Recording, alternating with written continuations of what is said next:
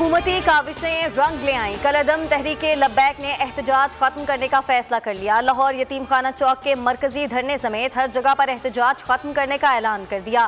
कारकुनों की घरों को रवानगी शुरू। यतीम खाना चौक के अतराफ सड़कों पर ट्रैफिक बहाल हो गया। लाहौर मेट्रो, स्पीडो बस और ऑरेंज ट्रेन सर्विस कल से बहाल होगी। नामूसे रिसालत सल्लल्लाहु अलैहि वसल्लम से मुतालिक करारदाद कौमी असम्बली में पेश। फ्रांसीसी सफीर को मुल्क से निकालने की करारदाद पर बहस की जाए।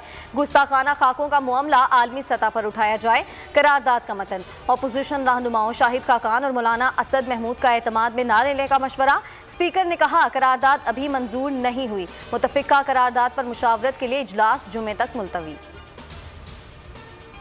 कौमी असम्बली में बात की इजाजत न मिलने पर शाहिद खाकान अब्बासी बरहम। स्पीकर कौमी असम्बली असद कैसर से तल्ख जुमलों का तबादला। जूता उतारकर मारने की धमकी दे डाली। स्पीकर कौमी असम्बली साबिक वज़ीर आज़म के रवैये पर सीख पा, कहा अपनी हद में रहें। तहरीके लब्बैक कलअदम और पाबंदी बरकरार रहेगी। टीएलपी कारकुनान पर कत्ल के मुकदमात वापस नहीं लिए जा रहे। वज़ीर आज़म को पार्लिमानी पार्टी इजलास में ब्रीफिंग।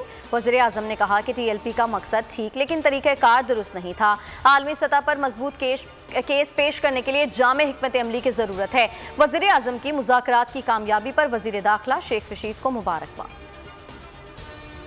मुकदमात खत्म नहीं कर सकते, मामला अदालतों में जाएगा। कौमी असम्बली में करारदाद लाकर कलअदम टीएलपी का मुतालिबा पूरा कर दिया। काबीना इजलास के बाद वजीर इत्तलात फवाद चौधरी की मीडिया ब्रीफिंग। कहा हमारे 5 पुलिस एहलकार शहीद हुए हैं, हम उन्हें नहीं भूल सकते। अपोजिशन ने पीडीएम का चूरन भी बेचकर देख लिया, कुछ नहीं हुआ।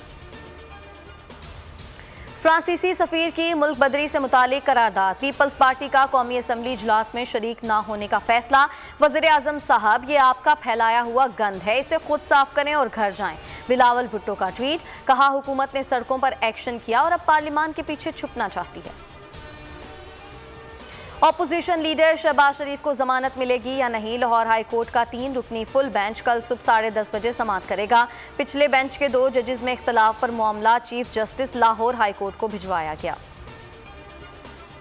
साबिक चेयरमैन पैमरा अबसार आलम कातिलाना हमले में जख्मी। अबसार आलम इस्लामाबाद के F11 पार्क में वॉक कर रहे थे कि नामालूम अफराद ने फायरिंग कर दी। गोली अबसार आलम के पेट में लगी, तहम हालत खतरे से बाहर बताई जा रही है। वजीर दाखिला शेख रशीद का नोटिस। मुलजिम की फौरी गिरफ्तारी का हुक्म।